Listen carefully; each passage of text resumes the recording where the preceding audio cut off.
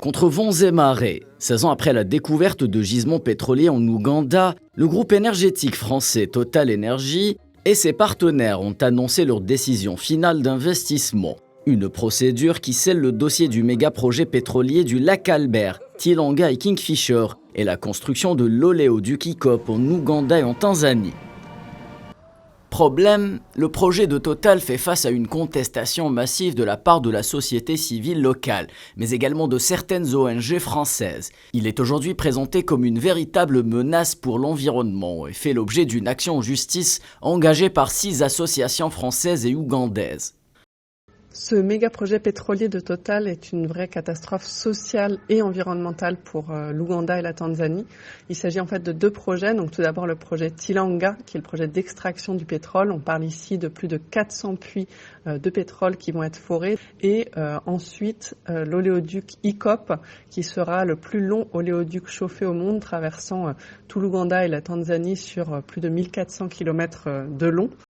Et pour cause, le projet de l'énergéticien peine à faire consensus autour de lui, et ce malgré un soutien implicite et explicite des 2 appareils d'État, français et ougandais.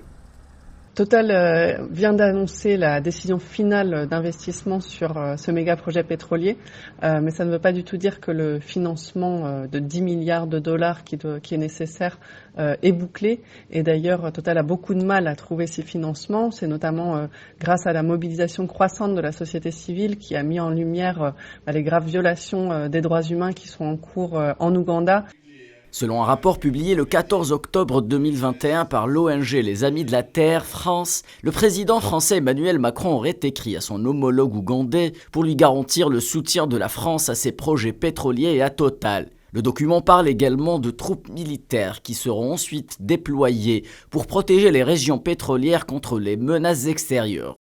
Le projet Tilanga et le projet Kingfisher devraient rentrer en production en 2025 et atteindre une production cumulée de 230 000 barils par jour en plateau. Selon plusieurs observateurs, la France serait en passe de déplacer ses intérêts économiques vers l'Afrique de l'Est, suite à ses nombreux déboires à l'ouest et dans la région subsaharienne.